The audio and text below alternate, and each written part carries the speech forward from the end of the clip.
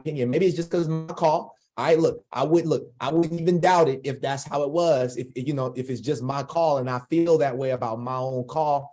But I'm gonna tell you guys like this. This is one of the best calls in the cryptocurrency space in the morning at 10 a.m. You can grab yourself a cup of coffee, some tea, some water, some OJ, whatever you need, and you can plug in with us and really get to it. So I want to, number one, say welcome to Coffee and Crypto. All right, if this is your first time, welcome to the call. Looking forward to having you stay here with us. And I'm just setting everything up. We are now live right now on YouTube. So we're live on YouTube right now. We're live on YouTube. We're about to go live on Zoom. So today's call is going to be episode number 53. I think we're 53 episodes in. Yo, I'm so like proud of myself because this is something that I've been able to kind of just manifest, and it's growing. The call is growing. More people are loving it. And even the YouTube has been growing. There's so many great comments. So, if you guys don't mind doing me a favor and just letting people know about this call, it really helps. It's hard to reach everybody by myself. So, if you really love this call, if you're joining in, I just ask that you share this call with a couple people, whether it's a Zoom chat, whether it's your mom, your dad, your auntie, save another person because it's so imperative. All right. So with that being said, I want to go ahead and dive into this bullish content. And again, welcome to the call, family. Let's get it. So I'm going to share my screen right now. And the first thing that I want to talk about is just understanding. I need y'all to understand something. All right. And shout out to everybody, man. We're up to 341 subscribers. All right. Slowly but surely, I'm about to start running ads. I'm about to start doing a bunch of different things to kind of boost this page because I know that the algorithms, you got to pay to play. All right. So we're about to really boost this page up, start running ads on this. So I'm really excited as to what is coming. But I want to talk about a couple of things because while I was at homecoming, there this past weekend at Tuskegee, shout out to TU, shout out to my brother DJ in the building and all the other Tuskegee family that watches the show or that plugs in with us. But I want to say that one of the biggest questions I got, and it was a challenge, people are like, oh, how you feeling about that crypto? Crypto's down, everything's down. And, I let people say what they want, but we already know that 99% of cryptocurrencies are going to go to zero, right? Do you guys understand that? 99% of them will go to zero. Throughout today's call, I'm going to give you proof, okay? I don't just believe in telling you about what's going on, but I believe in pulling out the facts, the figures, the numbers, the logic, the things that really, the things that really, because like this is what I tell people, right? People lie, but numbers don't, right? Numbers and facts don't lie, but people can lie. So if you don't believe me necessarily, I want you to listen to the facts, the figures, the logic, the numbers behind everything that we're going to talk about today, especially if you're brand new into investing, or maybe you haven't invested as much as you should have because you're still kind of getting that I would say that recoil, right? That drawback, right? It's just like it's just like the markets, it's called drawdown. We were headed in a bullish direction for XRP, right? And I'm gonna pull up my charts. We were headed in a bullish direction, and then just like that, we got some drawdown in the market, right? So a lot of you be bullish when you get on this call. You look like these two candles right here, right? You're looking like these two candles. You're super bullish. But when you get off this call, you start to consolidate. And then after consolidation, after a bullish trend, we all know that we are going to start seeing some downside motion. It's like that.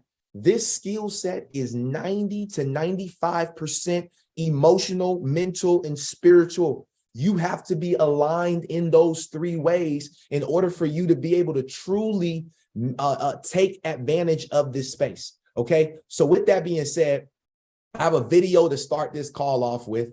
The first video is by Kevin O'Leary. All right. And I want you to hear a couple of things that he has to say, and then we're going to dive into the rest of the segment of the show. tell investors be thinking about this sell-off? Is it an opportunity to buy at a discount, or is it just too risky to make any sort of bet at the moment? No, I mean, everybody has challenges with volatility, but I remind everybody, just go back 17 years to a stock called Amazon. It also corrected 38 to 50% every year for 12 years in a row as people tried to figure out what this new entity was. And so there's always tremendous volatility in new and nascent technologies and new markets. And crypto is a new market. I still predict in 10 or 12 years, it'll be the 12th sector of the S&P. There's just too much productivity opportunity here around payment systems and all kinds of other attributes of these blockchain projects that we just don't yet know what the upside is going to be. And I'd argue this, if you go to any graduating class, particularly now, it's very timely to say this, ask any engineering cohort, you're going to find a third of the engineers go into the chain. They want to work there. They don't want to work in the other 11 sectors of the economy. They want the opportunity to create something new. And that's why you've got so much intellectual capital going into this space. You know with certainty down the road that the next genius ideas are going to come from this. Any college, any university, any engineer, they all want to work on the chain. Well, on that last point, let's talk about crypto-focused businesses for a moment. Coinbase this morning announcing that they're cutting 18% of their staff. Gemini had a similar announcement, as did Crypto.com. MicroStrategy is down 75% year to date. Are crypto companies uninvestable at this point?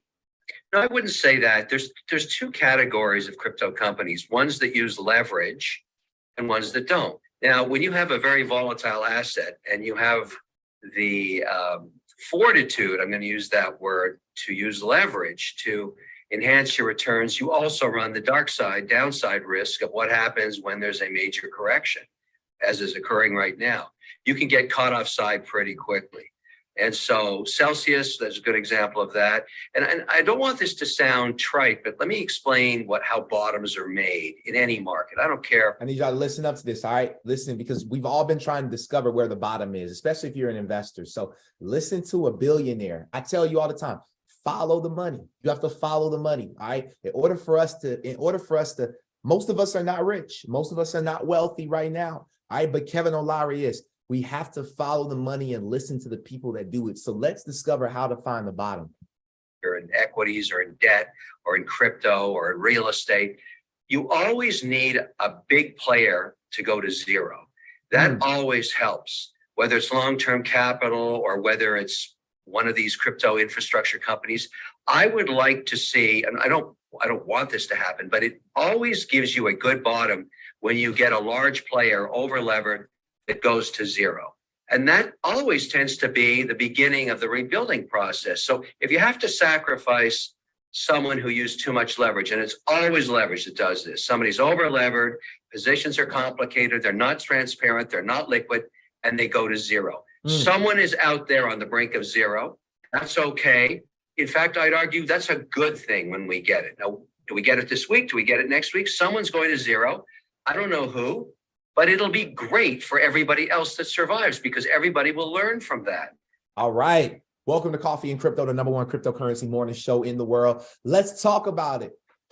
Let's talk about it. Who's going to zero? All right. There's a lot of news out right now. And you know what? I'm starting backwards, but I think that this right here is important for me to start off on first, right? So FTX, which is the #2 exchange in the world, one of the largest exchanges right under Coinbase. We know, I showed you guys on the last episode that Sam Bankman-Fried's dad and mom were both law professors. They went to the law school, I believe at Stanford. If I'm wrong with the school, my apologies, all right? But they were both law professors, all right? And so they've been teaching a lot of the top elite people for years, all right? Well, this guy is looked at as the golden child of crypto. He's a 30-year-old billionaire, all right, that created FTX Exchange. If you don't know who FTX Exchange is, remember, well, actually, you know what? I'm gonna go over here really fast and I'm gonna pull something up. All right, FTX. All right. So check this out.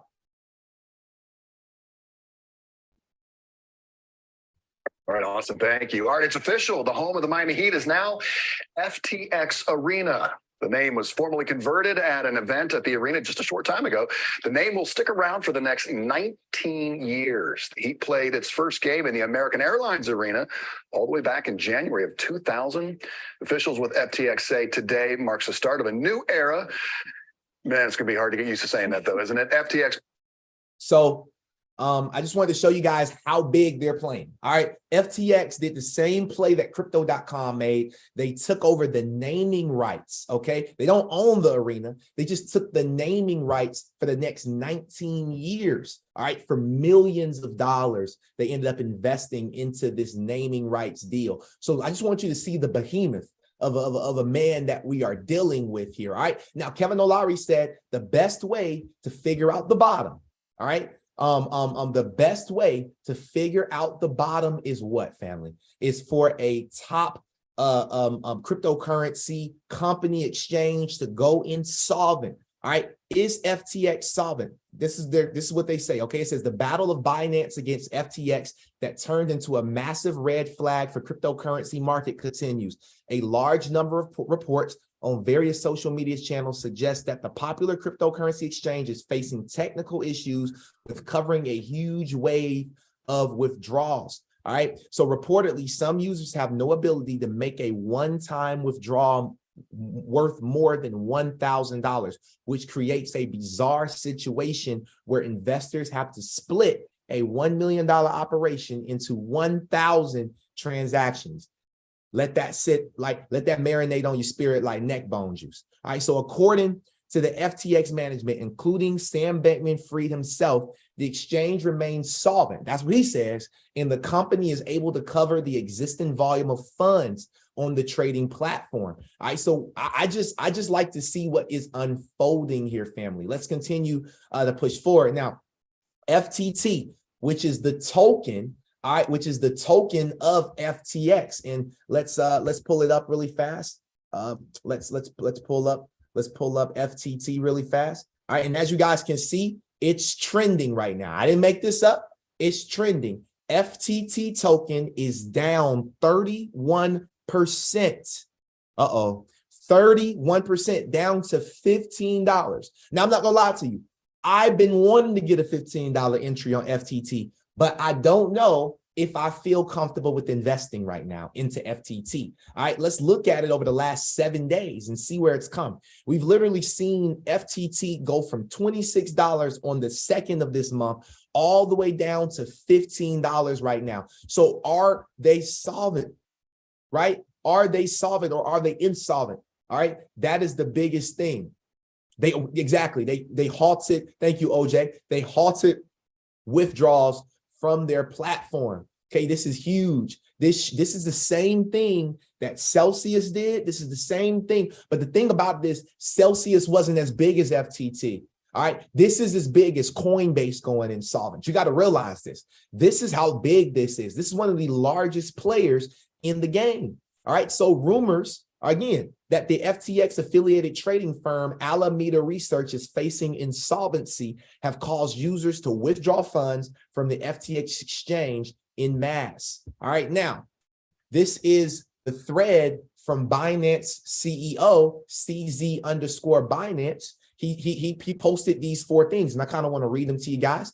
He says, as a part of Binance's exit from FTX equity last year, Binance received roughly 2.1 billion USD equivalent in cash due to recent revelations that have come to light.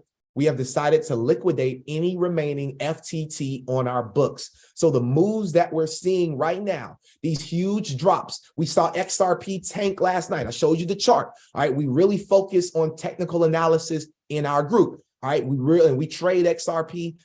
If you guys have been trading XRP with us, drop some 777s in the chat box. All right, we literally, guys, I caught this drop last night. I saw it happening. I said, you know what? I'm gonna jump in real quick and catch this sale because I knew it was coming, especially after the LBRY case, which we'll get into here in a second. All right, but this is an institutional play right here. We see that the institutions, big companies, institutional players like Binance, which is actually the largest exchange in the world, they're even pulling out they're even liquidating their positions, right? So he says, we will try to do so in a way that minimizes market impact.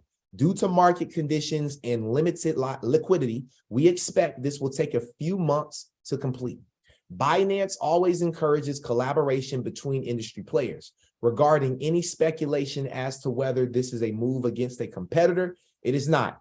Our industry is in its nascency, and every time a project publicly fails, it hurts every user and every platform. Ain't that right?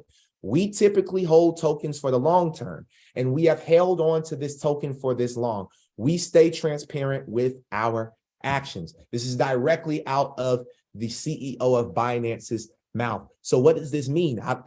We need to continue to allow the market, allow everything to kind of play forward with it. But I do believe that this is one of the significant plays that Kevin O'Leary was talking about that is coming. All right, with FTX. And honestly, Kevin O'Leary is he actually is a private investor in FTX. So, it'll be very interesting to kind of see what transpires and happens over the next couple of months when it comes to FTX. Now, let's dive into some other bullish content outside of that. Now, y'all already know, if you come to this show, one of our favorite cryptocurrencies is HBAR. We talk about HBAR all the time, Hedera hash graph.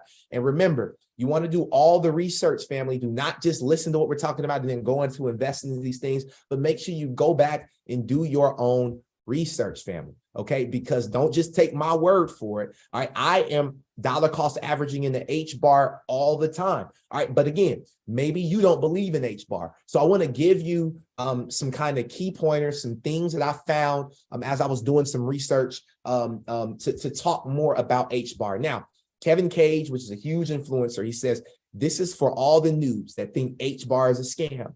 I hold HBAR for the 589th time. I'm not paid to shield HBAR. All right, so let's listen to this video, and then we're going to dive into some facts and some figures as well. All right. At over 2.5 billion transactions. So all of the things that we are doing, the amount of money we've deployed over $360 million across 175 projects since the beginning of this year. So if I look at all the things that we're doing the right things. They're up and to the right. Our account creation has more than quadrupled since we created the foundation, and it continues to grow on a daily basis. All of those things are right. And so I believe that based on that, we are going to see massive success in this network as we come out of crypto winter at over 2.5 billion transactions. All right, so we're getting ready to come out of crypto winter, right? We know that trouble don't last always. That's just how I put it, right? Trouble does not last always. And so understanding that 99% of these cryptocurrencies will go to zero, the question is, which one are the ones that are backed by some of the largest organizations and companies in the world? So I went onto the World Economic Forum's website, and it shows their partners list. All right, now, how many people know what the World Economic Forum is? And if you don't know what the World Economic Forum is, drop something in the chat box to let me know that maybe you don't know what the World Economic Forum is, okay? However, the World Economic Forum is the largest conglomerate of, I would say, institutional players out there, all right, but also some of the top people in the world. And one of the biggest things that they are pushing right now is a more green energy world, to become more carbon neutral, right? To lower the carbon footprint of families and people and companies and just all these different things. And so that's why we have been moving, okay, into investing into green energy cryptos. All right. When I tell you guys, you got to find the right ones. Okay, if the World Economic Forum, which literally is just as big as the World Health Organization, big as the IMF, the BIS, all these huge organizations. The World Economic Forum literally is, it is compounding of all of those companies. It's constructed of all of those huge players. All right. So let's dive into some of their partners. Now, I was going through and I was looking at some of their partners. All right. And one of the partners that stuck out to me, because I am heavily invested and bullish in it, is this one right here, Hedera. So Hedera is directly on their website, Hedera Hashgraph. If I click on it, it'll take you to the Hedera page. All right. And it talks about Hedera, and it tells you who Hedera is. Hedera is a decentralized enterprise-grade public network on which anyone can build secure, fair applications with near real-time finality. The platform is owned and governed by a council of the world's leading organizations, including Avery Dennison, Boeing, Dentons, Dutch Telecom, DLA Piper, Google, IBM, LG, everybody. Okay, they are this is who is connected. The University College of London, I mean, literally, they are hitting it from all different angles. Okay, so the World Economic Forum actually listed this company, which was really interesting to me. So what I want to do is I want to play this video right here of how the World Economic Forum, because we know that all these companies have a strategic play in shaping the future of financial and monetary systems.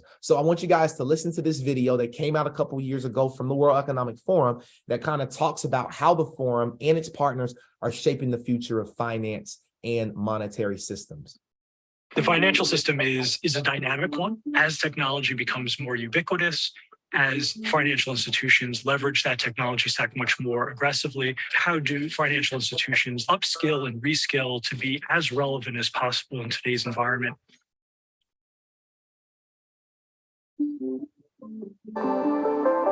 We work very closely with over 200 stakeholders. And I use the word stakeholder deliberately because it's both private sector, public sector, and civil society. To give you a sense of the types of organizations that work with us, it's large financial institutions like big banks, insurers, asset managers, payment providers, but increasingly representation from adjacent industries, be it telecommunications, be it some of the major tech players, be it some of the retail giants, and so on. And co-joined with that is very important representation from the official sector.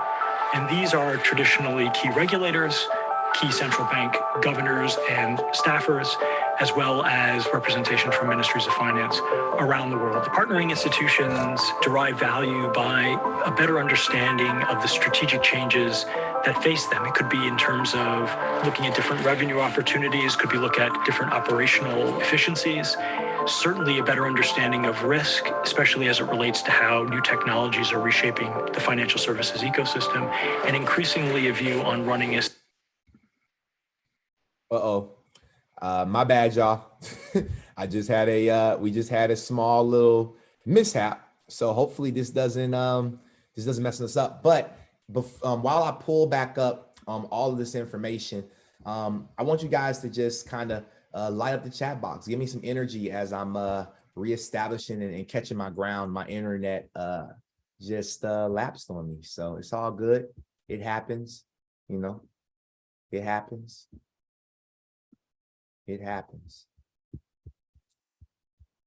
But while we are pulling this up, hopefully this will reopen all of the, no? Okay. Well, let me pull this up really fast. Sorry, y'all. That just threw me for a loop. That just threw me for a loop. 1 second. Let me pull that video back up really fast. Real fast.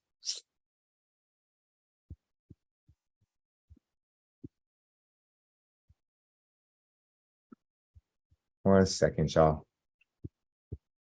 Okay, here we go.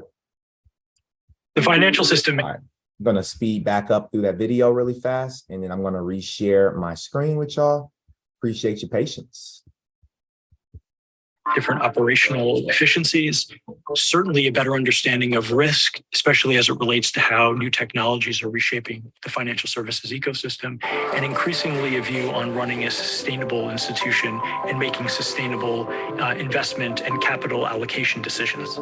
Currently, we're working on our third iteration of research on artificial intelligence and how it is both shaping the competitive dynamics of the financial services ecosystem, but also specific risks. We're looking at how artificial intelligence intersects with other technologies, be it the cloud, Internet of Things, blockchain, to create more of a constellation of different technologies and how they play together, informing and reformulating the financial service. All right, so I'm just going to skip. I'm just going to, for some reason, I'm not sure why this video is giving me issues on my end. It was playing, but it keeps kind of messing up on my end. So what I'm going to do is I'm just going to skip through that video. And the reason why, and I just want to tell you, the reason why I wanted to show you guys that video is just to kind of, it's just for you guys to see how the future, it's called the plumbing of our financial world, how the plumbing is changing. They are replumbing, they are repiping our financial industry, and the way that we do things, the way that we send money, the way that we send transactions, the way we send information, it is all changing. All right. And it's not just about ISO 20022, which we talk about a lot with our favorite coins, XRP, XLM, XDC, HBAR, all these different ones, but it's so much bigger than that in the grand scheme of things. All right. Now, I want to show you guys a few things, and I'm gonna pull it up right here. So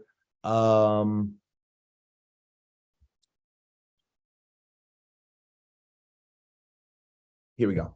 So first thing I want to show you all is, and this is old news, but some people don't know about it. So I want to show you guys kind of why you want to invest in some of these technologies, right? So this came out on CoinDesk back in September. It says LG shuns Ethereum, right? Picks Hedera for television NFTs, meaning LG said, no, we're not using the Ethereum network. We're going to use the Hedera network for our NFTs on our television. So the consumer electronics company, which has served on the Hedera Governing Council since 2020, is bringing NFTs to television screens through a platform built on the Hedera network. Okay, now, so this is a real world use case. And we all know, I mean, a lot of us have, I'm looking to my right now, and there's an LG TV in the crib right here. All right, there's literally a big flat screen LG TV. So majority of you all have LGs, or you've had LGs before,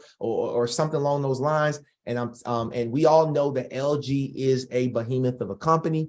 And so for them to be partnering with Hedera to bring this NFTs, this real world utility, these are the type of things that we need to see in this space in order for us to, feel confident in investing and knowing that we're investing into the right assets. So that right there is something that I thought was pretty cool.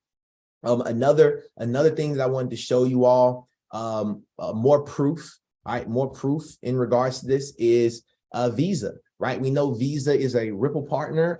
They are also a World Economic Forum partner as well. And this is directly on their website. I don't know if you guys ever kind of stumbled across this before, but Visa has this on their website, unlocking crypto opportunities. All right, crypto is reaching extraordinary levels of adoption and investment, opening a world of possibilities for businesses, governments, and consumers. So just to kind of talk about this before we even look into that, what we got to understand is that when players like Visa, MasterCard, American Express, when these credit card service and payment service providers are talking about cryptocurrency on their actually website, that should let us know that crypto isn't going anywhere, right? Blockchain technology and cryptocurrencies are not going anywhere, but we do know that certain ones will fail. Now, that's why it's so important to be well diversified.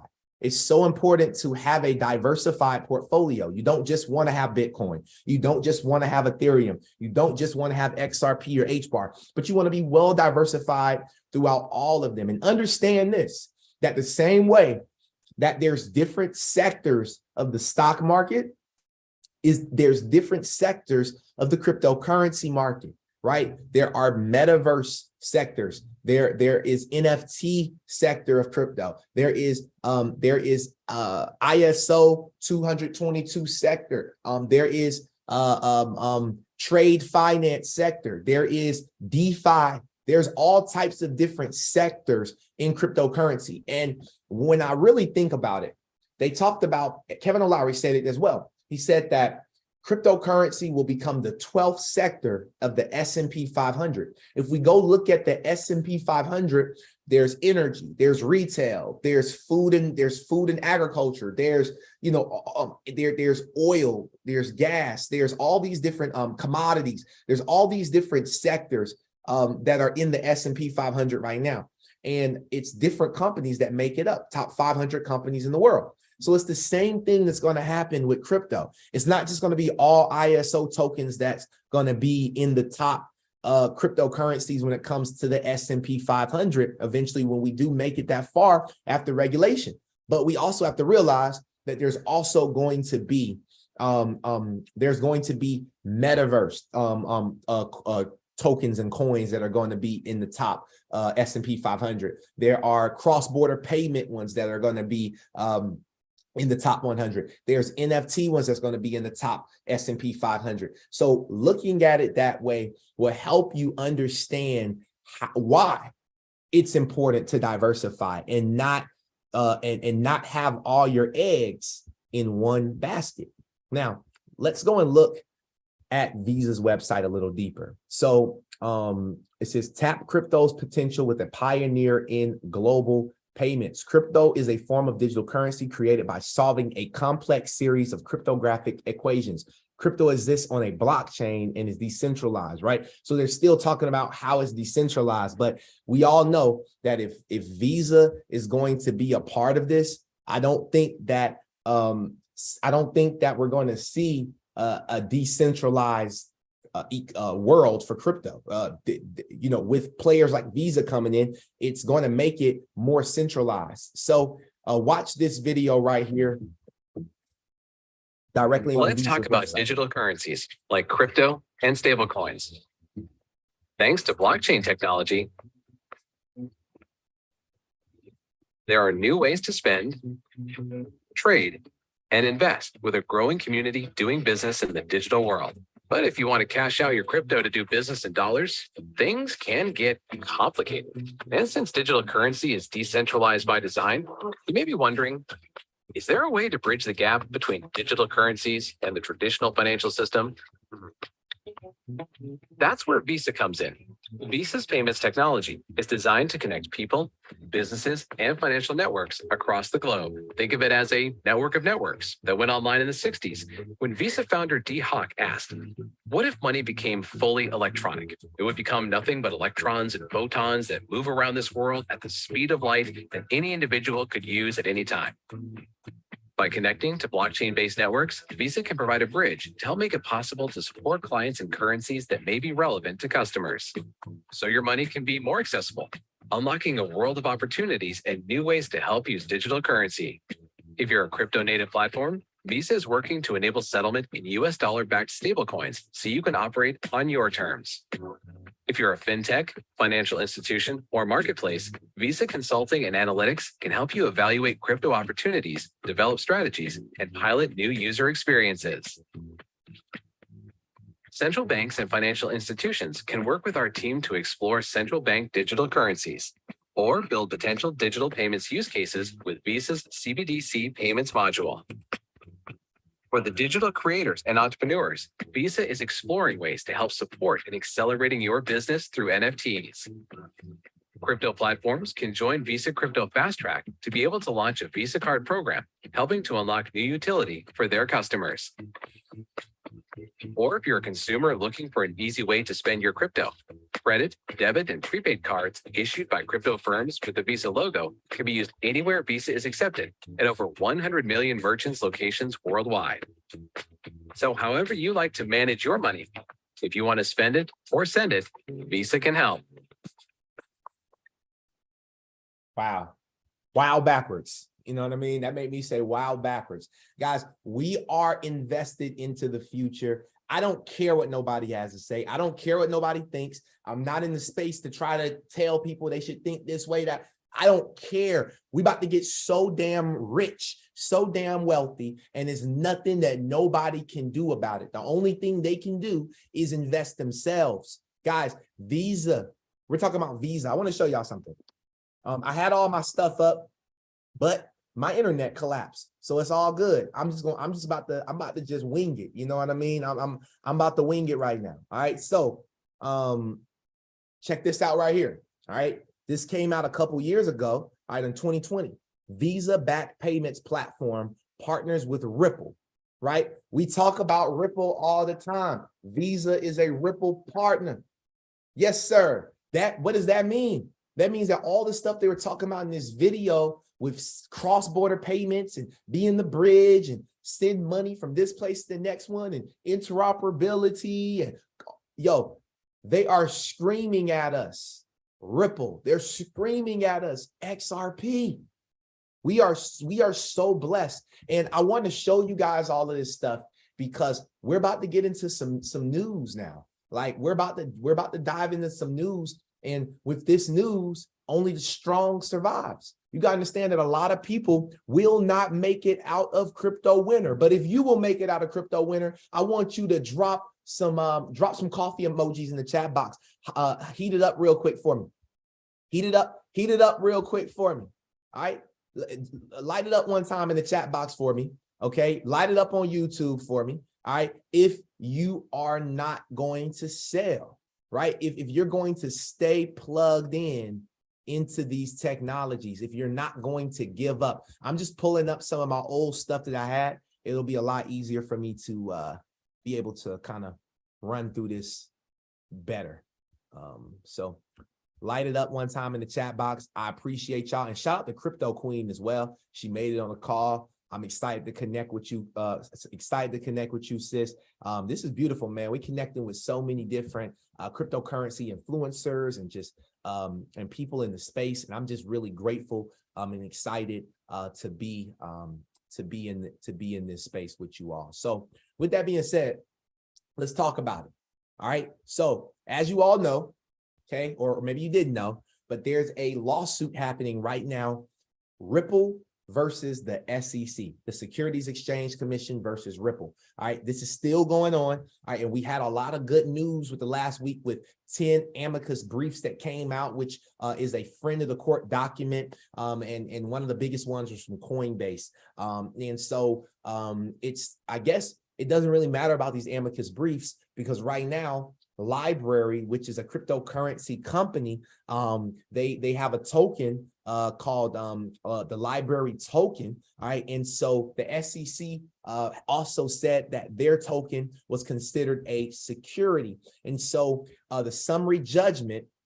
All right, so what happened was this could have serious repercussions for Ripple and other cryptocurrencies companies. The fact that they're losing this case to the SEC, it says that a federal judge has ruled crypto startup LBRY completely an unregistered security offering when it sold LBC, the protocol's native token. The summary judgment, which prevents the case from moving to trial, puts a tentative end to LBRY's legal battle that started last year. The SEC sued LBRY in March of 2021 for offering the tokens without first registering with the agency. Although the LBRY team did not offer tokens to the public in an ICO or similar mechanism, they did keep tokens for themselves in a pre-mine, which were subsequently released on a secondary exchange to fund operations. In the summary judgment, a federal judge argued that the tokens incentivized the team to build the network, suggesting to investors that LBC would be a profitable investment on the secondary market. LBRY has, at key moments and despite its protestations, been actually aware of LBC's potential value as an investment. So what could this mean for Ripple? The ruling could be particularly bad for other cryptocurrency companies or organizations that are closely associated with utility tokens, including Ripple, which is currently fighting its own legal battle over the XRP token, all right, and projects such as Filecoin. Okay, so the SEC, what's about to happen is now that they've been able to get the LBRY case a positive settlement in there, or maybe win that case, whatever's about to happen with that case, it's going to open up so many doors, right, to them being able to attack and being able to sue other cryptocurrency exchanges and companies out there and call all of them securities. So now we are moving into a very tough time, and we have to be strong. And that's why this call is so important, because we are stronger together. All right, now this is the LBRY memorandum right here. All right, and so what I want to do is I want to scroll down to the bottom of this memorandum, and I want to read the conclusion. All right, it says, as I have explained, the only issues raised by the parties' cross motions for summary judgment are whether LBRY or offered LBC as a security, and whether LBRY received fair notice that it needed to register its offerings. Because no reasonable trier of fact could reject the SEC's contention that LBRY offered LBC as a security, and LBRY does not have a triable defense that it lacked fair notice, the SEC is entitled to judgment. Wow. They are entitled to judgment. And what is summary judgment? Summary judgment is a judgment entered by a court for one party and against another party without a full trial. So they don't even need to go to trial when it comes to a summary judgment. So the summary judgment is going in the SEC's favor. Now, this is hot off the press, November 7th. Attorney Deaton's explained how the SEC will use its LBRY victory, how it will use its LBRY victory in the Ripple lawsuit. Matt, I'm reading Matt's thing. He said, so since XRP is ISO 2022, that means they did what LBRY did. Exactly. Right. So Ripple XRP has a real world use case. So that's why it doesn't really matter what they're talking about in these cases. At the end of the day, I know for a fact, whether it's a security or not, it's still valuable. At the end of the day, whether XRP is deemed a security in the United States, all right, it is still useful all around the world. And that's the beautiful thing about it. So John Deaton, who is the attorney for this SEC versus Ripple lawsuit, he explains how the SEC will use its LBRY victory in the Ripple lawsuit, right? So he says the cryptocurrency community has been reacting to reports of the SEC winning against popular peer-to-peer content distribution company. Let's see. So many crypto and legal analysts have predicted that the outcome of the LBRY case will play a pivotal role in the Ripple lawsuit. Attorney John Deaton, the founder of Crypto Law, was among the legal analysts who reacted to the SEC's victory against Ripple. In a tweet today, Attorney Deaton noted that while he is yet to go through the ruling, he believes the SEC will make reference to the LBRY verdict in its upcoming reply briefs to Ripple's summary judgment motion. So a couple months ago, Ripple put in a summary judgment because they felt like, they kind of was winning this thing in a landslide. And just like that, this comes out. And now the SEC is going to use this as fuel to fuel in the furnace to fire up this case, to make it probably go throughout 2023. I don't think we'll see a settlement anytime soon. Like with this type of news coming out for the SEC, I don't think the SEC is going to push for the type of settlement that Ripple wants to push for. So they will be battling, I believe, for a little while longer. Okay, so those are the things that is going on in the cryptocurrency space right now. Hopefully you guys enjoyed this show. What I wanted to do was, you already know at the end, I love to leave at least 10 minutes so that, people can come up and share one thing they like, learned, or loved about this show. Or maybe you have some news as well that you would like to share with the community in regards to these digital assets, or something that you may have found as well. So you already know how we do it. Raise those hands up really fast, family. Raise those hands up if you got one thing you like, learned, or love. I would love to hear from you guys. I appreciate you, Gmail, for always being that person to pop in and share with the community, bro. You're gonna go a long way. And cheers to you. I'm gonna take my coffee, and cheers to you, brother. So with that being said, unless there's anybody else that wants to raise their hand, I'm gonna ask for Gmail to unmute. And the floor is yours, brother. You're welcome, Marion. Hey, cheers to you, brother. My brother, cheers. So, what I wanted to express gratitude for was those 2 articles you pulled up about basically talking about how the SEC could potentially win. Yeah. I know right now it's a very critical time, because like I'm telling people about XRP and all, and like, bro, you know, like the SEC is gonna win the case, you know, and I'm just like, bro, like you gotta have faith, you know, like I know it looks like shit, but like, dude, the more research you start doing, the more you realize how like this currency, among other cryptos, are partnered with so many like huge industries that there's no way that this is going away, you know.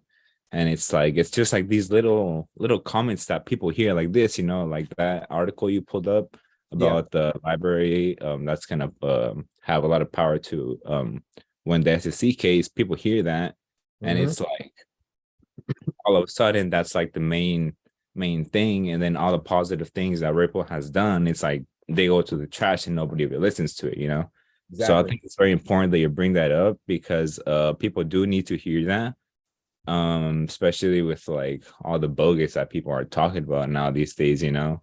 It's really important to like remind ourselves to stay strong, because it is a tough time, you know, especially when we're holding and people are out here selling, people are panicking, you start hearing all these sorts of things, you know. So definitely being part of this community and just like hearing your words, I believe they help us, like, you know, stay strong and keep having more faith on this currency, you know, because the more we hop on these calls, the more information we get, and the more information we get, we know exactly what we're investing into, you know. So I just want to express gratitude for that. No, thank you, bro. No problem. I appreciate you for being here and appreciating it. And that's what I do it for, man, every single Tuesday and Thursday. And I dropped the link for anybody that may want to join the Discord group. Would love to have you a part of our Discord group. We do two trading calls a week. We have one in the morning every Wednesday at 10 a.m. Where we focus on Forex, gold, pretty much all of the markets. And then on Saturdays, we trade XRP only. All right. And that is a call that's led by me. I've been trading XRP for the last 3-4 years. Don't plan on stopping anytime soon. So if you are looking for a community that's really plugging into this crypto space and offering a lot of things outside of just hype but really diving, we have a Friday call, which is our What the Tokenomics call. And Mrs. Zuli is actually going to be helping lead this one. We'll be talking about Algorand and Billy as well. We'll be talking about Algorand on this Friday's call, and we'll be diving into the tokenomics behind Algo. Like, guys, you cannot invest into these coins if you don't know about the tokenomics. And also the tokenomics will teach you, how do you stake it? How do you mine it? How do you make more money on it? There's so many things you learn when you really start diving into the tokenomics. And the more that we dive into tokenomics, these coins, the more we'll discover, the more money we'll make, and the more secure our future will be. All right. So with that being said, if you guys do want to join the Discord, the link is right here inside of the Zoom chat. I would appreciate y'all support. It's $50. That's it. $50 to join the Discord, and you'll have access to everything that we are doing. All right. So with that being said, is there anybody else that has anything that you would like to share? Feel free to raise your hand or just let me know in the chat box. And if not, we're gonna call this meeting adjourned. Awesome. Awesome. Well, I want to say thank you to each and every single one of you all for taking the time to get on the Coffee and Crypto. This was another great episode, and I'm looking forward to the next call. Have an amazing time, and I'll see y'all not just from the top, but also at the top. Have an amazing day.